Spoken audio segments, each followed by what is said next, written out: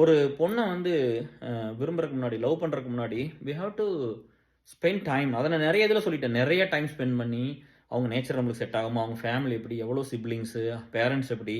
நம்மளுக்கு அவங்க செட் ஆகுமா? அப்படிலாம் பார்க்கணும். ஃபிக்ஸ் பண்ண சொல்லல. ம். இந்த வசதி, இந்த ஜாதி, இந்த மதம், இவ்வளோ பணம் அப்படிலாம் நான் சொல்லல. உங்க ஹார்ட் அந்த சொன்னா கூட, அது உங்களுக்கு செட் ஆகுமான்னு ஒண்ணு பார்க்கணும். எல்லாத்தோட நேச்சர் எல்லாத்துக்கும் செட் ஆகணும்னு அவசியம் கிடையாது.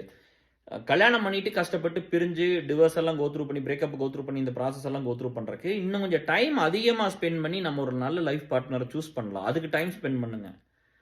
சரிங்களா? அப்போ இன்னைக்கு எக்ஸ்போஷர் எல்லாத்துக்குமே வந்துருச்சு. இந்த மீடியா டைம்ல, சோசியல் மீடியா டைம்ல இது பூரா டாக்ஸிக்கா தான் இருக்குது. இது எல்லாருமே வந்து ஒரு நெகட்டிவா பேசுறது, எத வெளிய கொண்டு வந்து சேர்த்துறோம்னு ஒண்ணு இருக்குல்ல. இல்லையா? ஒருத்தன் கஷ்டப்பட்டாங்க, உதவி செஞ்சோம். ஒரு ராணுவத்தில இருந்து அவங்க கஷ்டப்பட்டாங்க, குடும்பத்துக்கு உதவி செஞ்சோம். பாரு இவரு நாட்டுக்காக இவ்வளோ செலவு, இந்த மாரி இவ்வளோ காசு குடுத்துருக்காரு. சமுதாயத்துக்காக இவ்வளோ கஷ்டப்பட்டு வேலை செஞ்சிருக்காங்க. நாட்டுக்காக உயிர விட்டுருக்காங்க. இந்த பொண்ணுக்கு ஒரு ஆப்பரேஷன் பணம் கிடைச்சது. இந்த பையன் படிக்க முடியல பணம் கிடைச்சிருச்சு. சொசைட்டி வந்து இன்னைக்கு இப்படி இங்க ஒருத்தர் மழை பெஞ்சது இங்க போய் ஹெல்ப் பண்ணாங்க. ஹாஸ்பிட்டலுக்கு பணம் இல்ல, அவர் இந்த டாக்டர் ஃப்ரீயா ஆப்பரேஷன் பண்ணியிருக்காரு. இங்க வந்து ஒரு பிரச்சனையாச்சு. இந்த போலீஸ் ஆஃபீசர் போய் ஹெல்ப் பண்ணிட்டாரு. இந்த டீச்சர் அந்த பையன சும்மா படிக்க வச்சாங்க.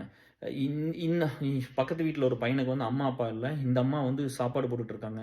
இந்த அம்மா வந்து பணம் குடுக்குறாங்க. இப்படி எல்லாம் ஒரு நல்ல விஷயங்கள் வந்தா சமுதாயம் வந்து ரொம்ப ஹெல்த்தியா இருக்கும்.